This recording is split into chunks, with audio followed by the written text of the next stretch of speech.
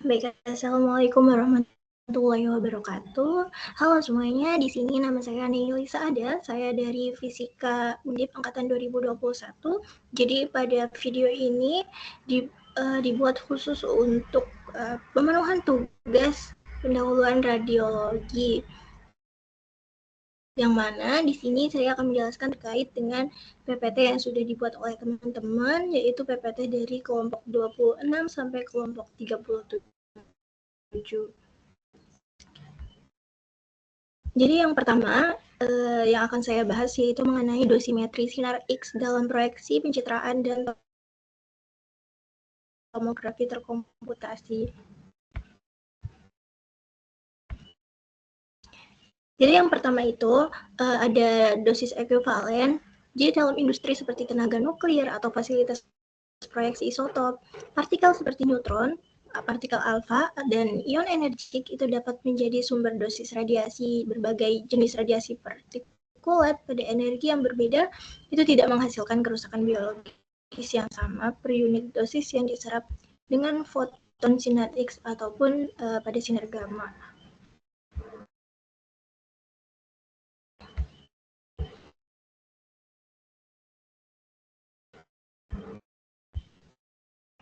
Jadi sama dengan H sama dengan D kali WR, di mana H itu dosis ekuivalen dalam milisievert, D-nya dosis serap dalam miligray, WR-nya merupakan faktor pembobotan radiasi, satuannya milisievert atau miligray.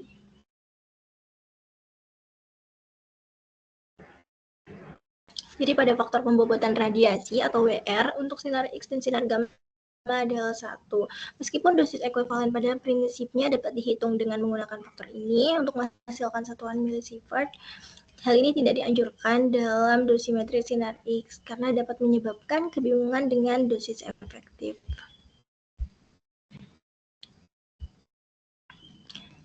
Di sini akan membahas dosis organ pada prosedur sinar X. Jadi karena radiosensitivitas setiap organ itu berbeda, perhitungan dosis organ untuk dosimetri sinar X dianggap sebagai cara paling akurat untuk menilai dosis radiasi secara keseluruhan. Jadi penilaian dosis pada pasien generik tidak mempertimbangkan usia, jenis kelamin, ataupun ukuran tubuh pasien.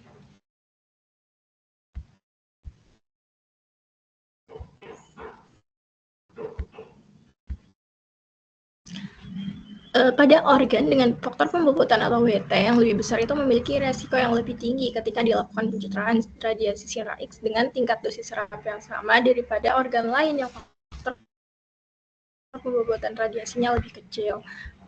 Kemudian kita akan membahas mengenai dosis efektif, di mana rumusnya E sama dengan DWT. Di sini dosis efektif, D-nya dosis serap, WT-nya sama dengan faktor pembobotan organ atau jaringan.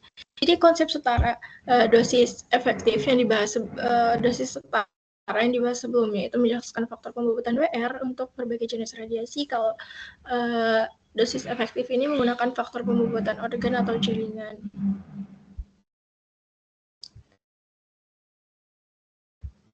Di sini ada beberapa catatan penting. Jadi penggunaan E itu tidak pernah dimaksudkan untuk digunakan dalam penetapan risiko kepada pasien tertentu. Jadi setiap pasien tertentu itu mungkin memiliki profil risiko yang sangat berbeda. Jadi pasien generik. Maka dari itu, dalam pencitraan radiologi, kegunaan dosis efektif E adalah untuk membandingkan berbagai prosedur pencitraan radiologi.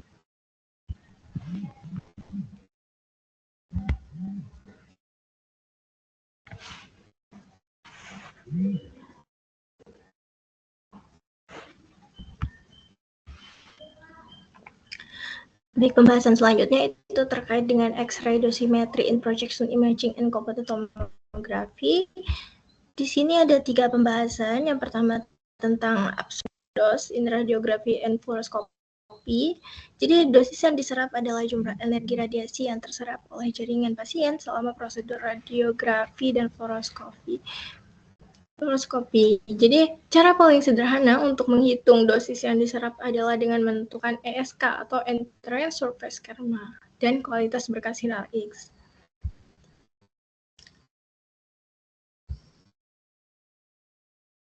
Nih, untuk berkas sinar X yang dengan koefisien atenuasi jaringan efektif SSD yang diketahui dan ESD yang diketahui dosis pada kedalaman D di bawah permukaan kulit, rumusnya itu dapat dilihat pada layar. Kemudian di sini terkait dengan dosis organ pada CT, dosimeter organ dalam CT itu umumnya dilakukan menggunakan lookup tabel seperti dalam radiografi, namun prosesnya normalisasinya tidak sama dengan dalam radiografi dan fluoroskopi. ESK dihitung dan digunakan dengan tabel untuk menghitung dosis organ.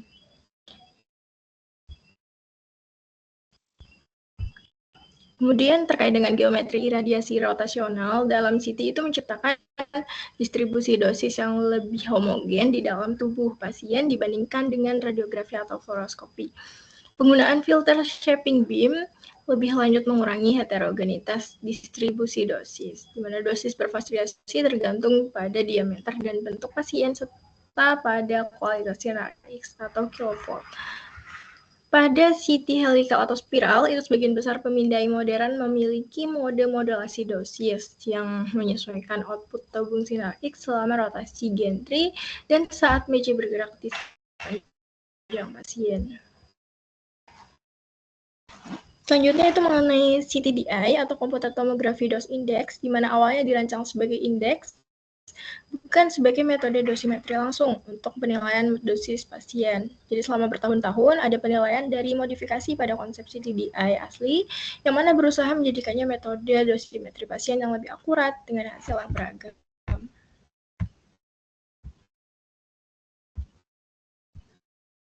Untuk rumus CTDI of volume itu ada di sini, dapat dilihat pada layar.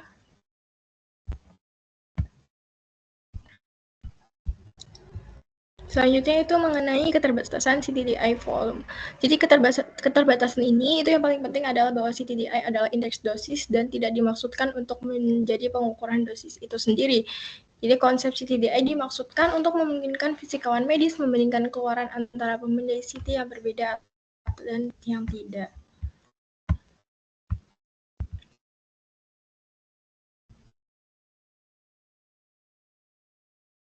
Kemudian selanjutnya mengenai X-ray dosimetry in projection imaging dan computed tomography,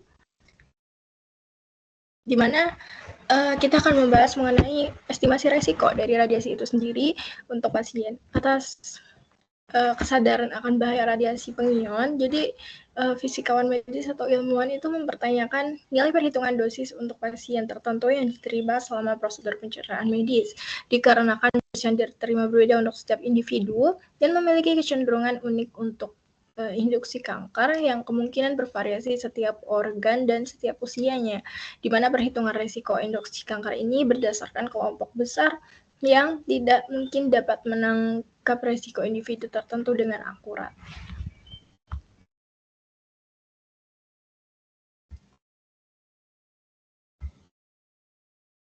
Nah, jadi saat ini hampir semua prosedur pencitraan radiologi adalah digital, sehingga memungkinkan untuk secara otomatis mencatat perkiraan tingkat radiasi yang digunakan selama pemeriksaan dalam prosedur radiografi, fluoroskopi, mamografi, dan CT scan. Jadi pada saat yang bersamaan, American College of Radiology National Council of Radiation Protection dan organisasi lain untuk mengembangkan infrastruktur yang akan menghitung metrik dosis ini di setiap institusi statistik dosis akan dikompilasi di setiap institusi dan dibandingkan dengan peraturan nasional.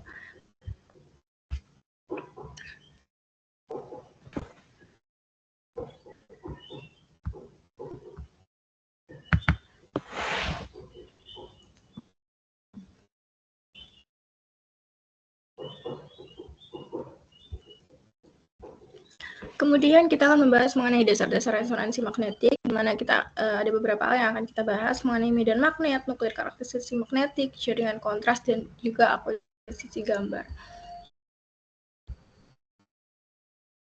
Jadi resonansi magnetik nuklir atau NMR itu merupakan suatu studi spektroskopi sifat magnetik inti atom. Resonansi adalah pengendangan penggandaan energi yang menyebabkan masing-masing inti ketika ditempatkan dalam medan magnet luar yang kuat secara selektif menyerap dan kemudian melepaskan energi yang unik untuk inti tersebut dan lingkungan sekitarnya.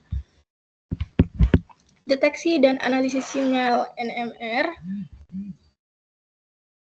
telah dipelajari secara ekstensif sejak tahun 1940-an sebagai alat analitik.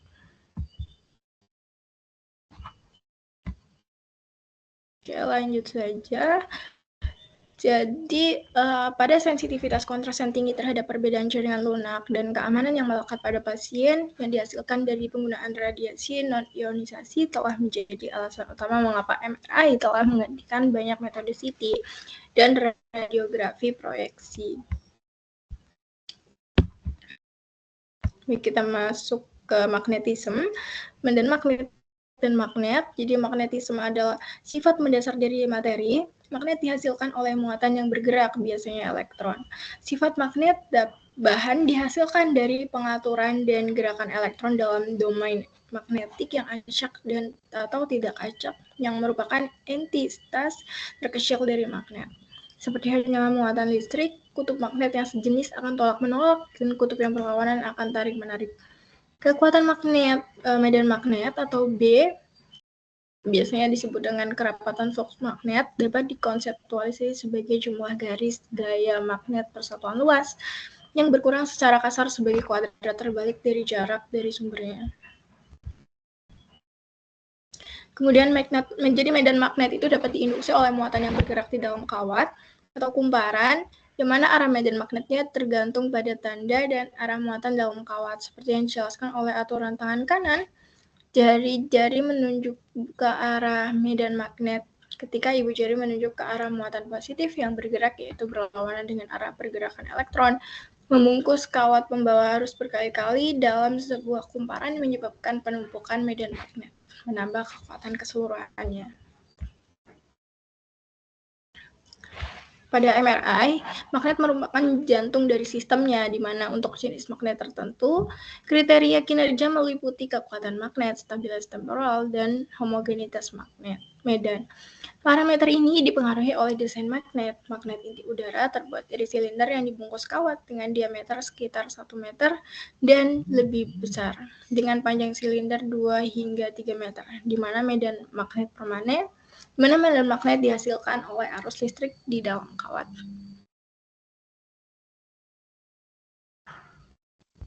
Jadi pada medan magnet ini terjadi superkonduktivitas yang memungkinkan elektromagnetik sirkuit tertutup diberi energi dan dinaikkan ke arus dan kekuatan medan magnet yang diinginkan oleh sumber listrik eksternal. Ini ada komponen internal magnet inti udara superkonduktor. Kemudian kita akan membahas mengenai sistem MR. Sistem MR itu terdiri dari beberapa komponen, termasuk yang dijelaskan di atas, diatur oleh banyak prosesor dan subsistem kontrol. Ini ada beberapa komponennya, dapat dilihat pada gambar. Kemudian terkait dengan sifat magnetik bahan, jadi kerentanan magnetik menggambarkan sejauh mana suatu material menjadi termagnetisasi ketika ditempatkan dalam medan magnet. Itu ada 3 kategori kerentanan, ada diamagnetik, paramagnetik, dan ferromagnetik. Jadi diamagnetik itu kerentannya sangat rendah, jadi dia sedikit negatif dan menentang medan magnet yang diterapkan. Paramagnetik itu memiliki kerentanan sedikit positif, sedangkan ferromagnetik itu dia memiliki kerentanan yang sangat kuat.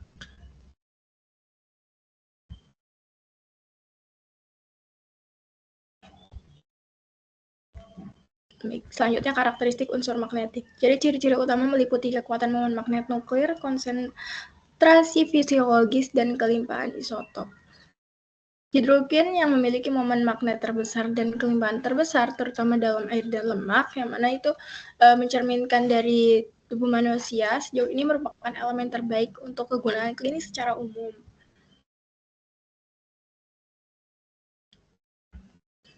Kemudian di sini ada persamaan Larmor yang menjelaskan ketergantungan antara medan magnet dan juga frekuensi presisi yang dirumuskan dalam omega 0 sama dengan gamma dikali medan magnet 0. Di mana untuk frekuensinya sama dengan gamma dibagi 2pi dikali B.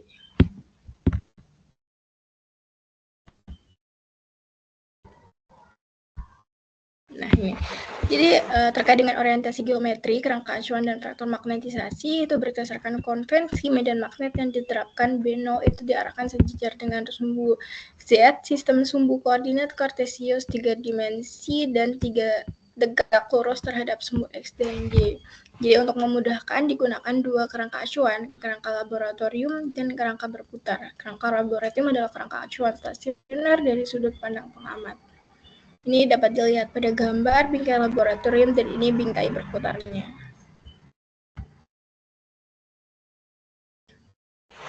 Kemudian terkait dengan FR atau resonansi frekuensi, di sini kita membahas sinyal resonansi magnetik. Jadi penerapan energi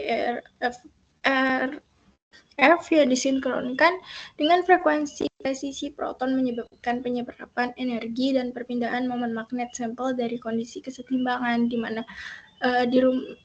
di sini digambarkan ada MZ, M0, dan MXY. MZ itu magnetisasi longitudinal, MXY itu magnetisasi melintang, dan M0 itu magnetisasi kesetimbangan, di mana arah B0-nya itu sejajar dengan MZ.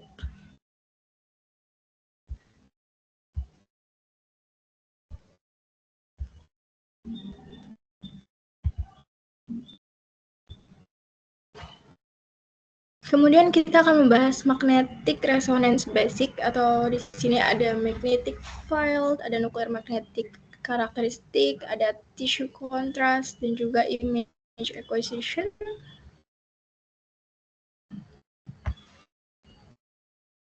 Nah, ini.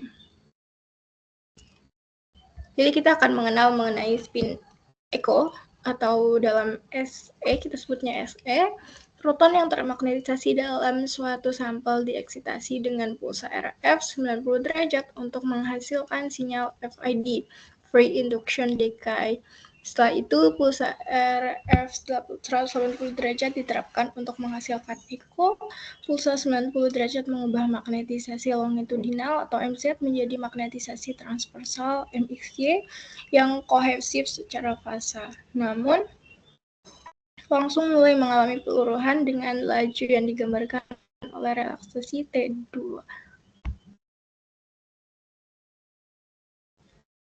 Nah, jadi dalam kontras dalam MRI itu berbanding lurus dengan perbedaan intensitas sinyal antara piksel yang berdekatan dengan gambar yang sesuai dengan voxel yang berbeda dalam tubuh pasien. Variasi intensitas sinyal untuk jaringan yang berbeda tergantung pada pengaturan TR atau repetition time dan TE echo time tanpa memperhitungkan lokalisasi spasial.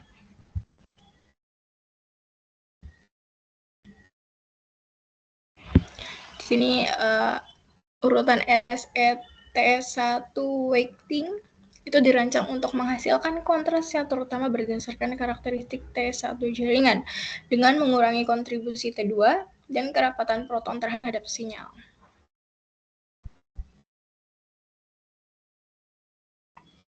Kemudian terkait dengan proton density weighting, itu kontras dengan proton density weighting ini terutama bergantung pada perbedaan jumlah proton dan magnetisasi persatuan volume jaringan.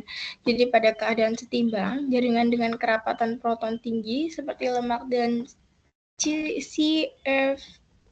CSF memiliki nilai NZ yang besar dibandingkan jaringan lunak lainnya, di mana kontras yang didasarkan pada perbedaan kerapatan proton dicapai dengan mengurangi kontribusi pemulihan T1 dan peluruhan T2. Kemudian T2 weighting, jadi T2 contrast weighting mengikuti urutan proton density weighting. Jadi perbedaan T1 pada jaringan dikurangi dengan TR yang panjang, sedangkan perbedaan T2 ditekankan dengan TE yang panjang. Sinyal T2 weighted dihasilkan dari echo kedua dalam urutan spin echo dengan TR panjang, di mana echo pertama memiliki proton density weighting dengan TE pendek.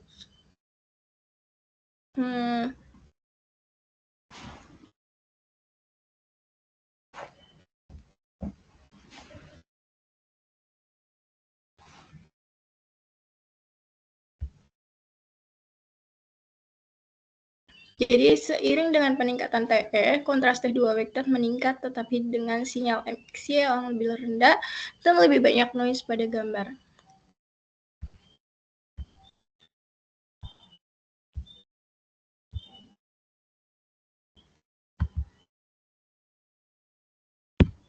Kita lanjut PPT selanjutnya saja, masih bahas tentang MRI. Di sini ada image acquisition time atau waktu akuisisi gambar, di mana waktu akuisisi dalam MRI ditentukan oleh banyak faktor seperti jenis sequence, jumlah langkah pengodean fase, dan jumlah eksitasi yang digunakan untuk memperbaiki sinyal, di mana pengembangan teknologi dan desain peralatan memungkinkan pengurangan waktu akuisisi melalui metode seperti akuisisi multi-slice, sintesis data, dan penggunaan sequence cepat. Di sini ada metode akuisisi multi-slice. Dalam metode ini, beberapa irisan dalam volume jaringan diaktifkan secara selektif dan berurutan selama interval TR. Hal ini memungkinkan waktu per irisan berkurang secara signifikan dibanding dengan metode irisan tunggal. Jadi pada pencitraan MRI, sintesis data itu dapat dilakukan dengan memanfaatkan simetri sinyal dan redundansi di ruang K.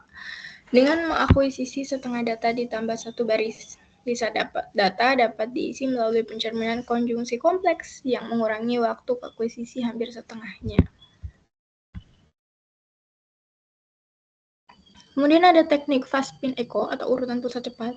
Itu menggunakan pulsa RF pengfokusan ulang 180 derajat untuk mempercepat pengisian mempercepat waktu akuisisi gambar. Waktu gema efektif terjadi pada gema pertama yang menangkap sinyal pusat K-space, sementara gema berikutnya mengisi area tepi. Dapat dilihat pada gambar. Ini panjang kereta gemanya.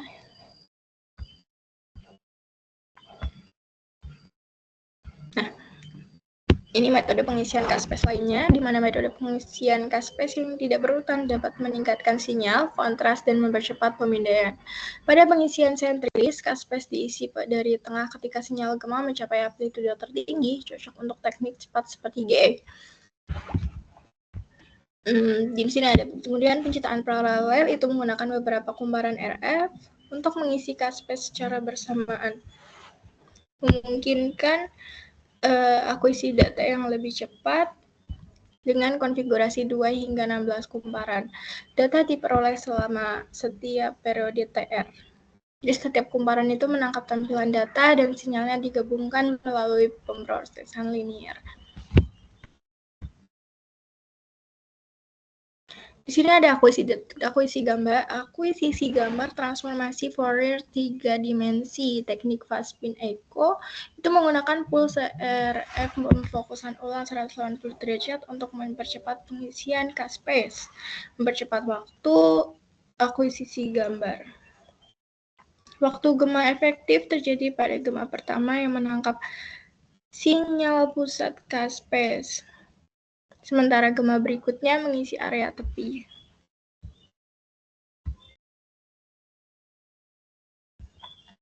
Di sini ada karakteristik gambar MR. Yang pertama itu resolusi spasial dan sensitivitas kontras. Jadi resolusi spasial dalam MRI dipengaruhi oleh berbagai faktor seperti ukuran POV atau field of view, kekuatan gradient, dan ukuran matriks gambar. Pada MRI, sensitivitas kontras sangat tinggi sehingga memungkinkan diskriminasi yang baik antara jaringan lunak. Kemudian yang kedua ada SNR atau signal to noise ratio. SNR itu pada gambar MR sangat dipengaruhi oleh volume voxel, jenis coil yang digunakan, bandwidth penerima, dan parameter lainnya yang mengatur akuisisi sinyal, di mana persamaannya SNR itu sebanding dengan 1 kali voxel dikali akar dari NEX per BW dikali RTF dikali RB dikali frekuensi slice gap dikali frekuensi dari reconstruction. Kemudian yang ketiga ada volume voxel. SNR pada MRI sebanding dengan volume voxel. Kemudian dapat dilihat pada layar. Kemudian yang keempat itu ada rata-rata sinyal atau signal averaging. NEX meningkatkan SNR sesuai dengan akar kuadrat jumlah rata-rata sinyal. Kemudian bandwidth RF itu bandwidth penerima RF yang lebih sempit dapat meningkatkan SNR tetapi meningkatkan risiko terjadinya artefak kimia. Yang keenam ada faktor kualitas kumparan RF. Faktor kualitas coil RF menunjukkan sensitivitas coil terhadap arus yang terinduksi dari sinyal pasien. Penurunan SNR dapat terjadi karena loading efek pasien dan eddy current. Coil perlu disetel ke frekuensi resonansi sebelum akuisisi. Coil quadrature meningkatkan SNR dengan 2 coil, sedangkan phased array coil menambah SNR lebih tinggi dengan menggabungkan data dari beberapa coil. Yang ketujuh ada eksitasi silang, di mana terjadi karena profil eksitasi RF yang tidak berbentuk persegi menyebabkan tumpang tindih antara irisan dan mengurangi kontras. Untuk menghindarinya diperlukan jarak antar irisan atau prosedur interleaving. Yang ke-8 kekuatan medan magnet, di mana meningkatkan gambar SNR sebesar B pangkat 1,0 hingga B pangkat 1,5. Magnet 1,5 T itu dapat meningkatkan SNR hingga 5 kali dibandingkan 0,5 T, meskipun terdapat efek samping seperti waktu relasi T1 lebih lama dan meningkatkan penyerapan RA. Yang ke-9 algoritma akuisisi dan rekonstruksi gambar itu sangat mempengaruhi SNR, di mana metode ini bergeser dari akuisisi titik hingga transformasi for 3D. Yang 10 kualitas gambar itu bergantung pada kesetimbangan antara SNR, kecepatan scan, dan resolusi spasial.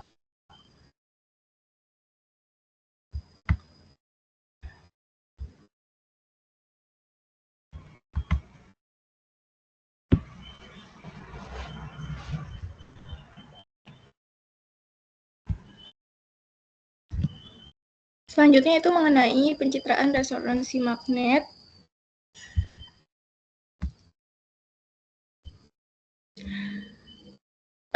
Pencitraan kontras atau perfusi dan difusi. Jadi perfusi jaringan itu melalui lapisan kapiler memungkinkan pengiriman oksigen dan nutrisi ke sel dan pembuangan limbah, misalnya CO2 dari sel.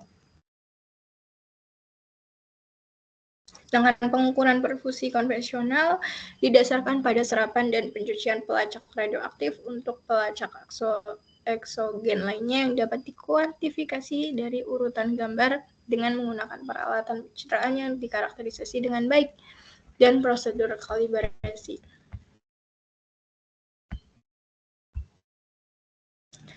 Jadi pada MRI fungsional atau disebutnya fMRI didasarkan pada peningkatan aliran darah ke pembuluh darah lokal yang menyertai aktivitas saraf di area tertentu di otak yang menghasilkan pengurangan deoksihemoglobin secara lokal karena peningkatan aliran darah terjadi tanpa peningkatan ekstraksi oksigen.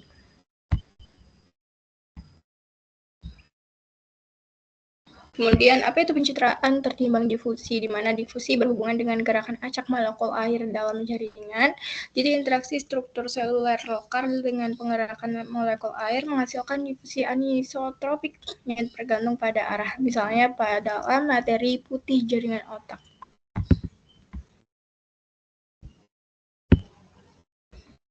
Kemudian kita akan membahas mengenai kontras transfer magnetisasi, di mana itu merupakan hasil pengamatan selektif dari interaksi antara proton dan dalam molekuler air bebas dan proton yang tergantung dalam makromolekul protein. Pertukaran magnetisasi terjadi antara dua kelompok proton karena adanya penggabungan atau pertukaran kimia.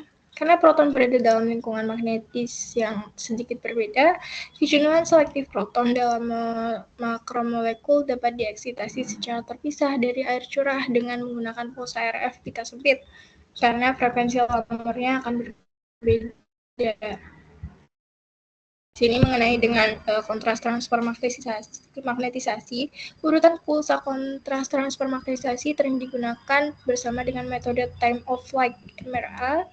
Atom hidrogen merupakan sebagian besar makromolekul dalam protein. Terkait erat pada makromolekul ini dan memiliki peluruhan T2 yang sangat singkat dengan rentang frekuensi resonansi yang luas dibandingkan dengan proton dalam air bebas. Kemudian artefak MR, artefak bermanifestasi sebagai intensitas sinyal positif atau negatif yang tidak secara akurat mempresentasikan anatomi yang dicitrakan. Meskipun beberapa artefak relatif tidak signifikan dan mudah diidentifikasi, artefak lainnya dapat membatasi potensi diagnostik pemeriksaan dengan menggabungkan dan meniru proses patologis atau anatomi. Di sini ada artefak yang bergantung pada mesin. Ketidakhomogenan medan magnet adalah gangguan medan global atau vokal yang menyebabkan ketidaksesuaian pemetaan jaringan di dalam gambar dan menyebabkan relaksi T2 yang lebih cepat. Distorsi atau kesalahan penempatan anatomi terjadi ketika medan magnet tidak sepenuhnya homogen. Perencanaan lokasi yang tepat, magnet berpelindung sendiri, shimming otomatis, dan prosedur pemeliharaan preventif membantu mengurangi ketidakhomogenan.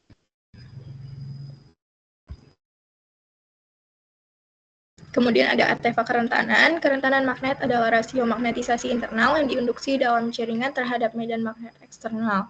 Selama kerentanan magnetik jaringan yang sedang dicitrakan relatif tidak berubah di seluruh bidang pandang, maka medan magnetik akan tetap seragam. Kemudian ada artefak bidang gradien, di mana gradien medan magnet secara spesial mengkodekan lokasi sinyal yang berasal dari proton yang tereksitasi di dalam volume yang sedang dicitrakan. Rekonstruksi yang tepat membutuhkan gradien yang sejajar, cocok, dan diurutkan dengan benar. Gradien pemilihan irisan menentukan volume atau irisan.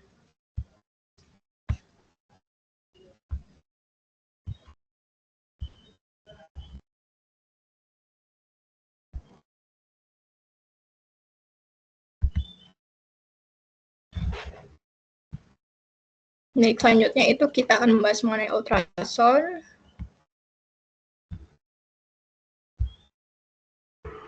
Ultrasound atau ultrasonografi atau biasanya disebut sebagai USG itu merupakan teknik pencitraan medis yang menggunakan gelombang suara berfrekuensi tinggi untuk menghasilkan gambar organ dalam tubuh.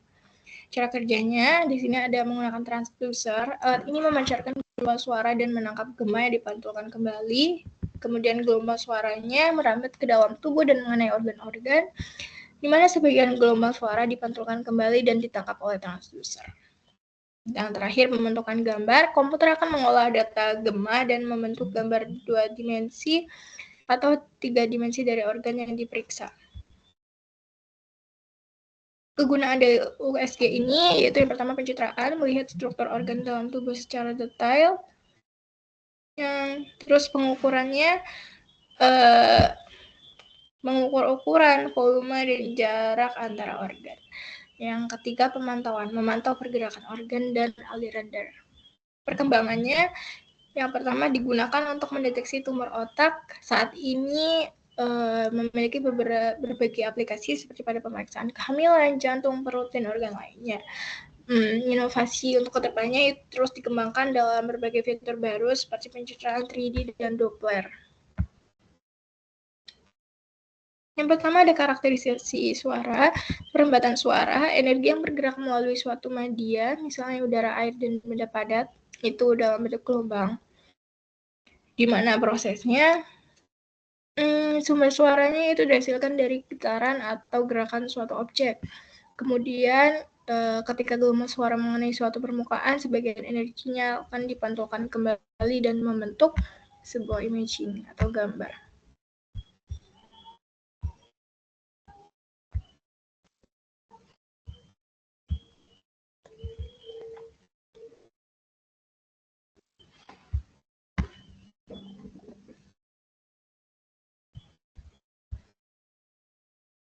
Nah, ini ada kinerja sistem ultrasound dijelaskan melalui beberapa parameter kunci. Yang pertama itu sensitivitas dan rentang dinamis, mengukur kemampuan sistem dalam mendeteksi sinyal yang lemah. Yang kedua, resolusi spasial dan sensitivitas kontras, menilai kemampuan sistem untuk membedakan objek yang berdekatan dan perbedaan intensitas sinyal. Yang ketiga, akurasi jarak, memastikan pengukuran jarak sesuai dengan posisi sebenarnya dalam tubuh. Dalam zona mati, area di bawah transducer yang tidak dapat divisualisasikan, dan operasi DGC, menyesuaikan sensitivitas untuk kedalaman tertentu. Jadi di sini ada quality control pada USG, pengendalian kualitas untuk QC pada perangkat Ultrasound ini dilakukan secara rutin oleh sonografer, di mana program kisi berkala diperlukan untuk menjaga kualitas gambar dan mendeteksi masalah sebelum terjadi kerusakan serius.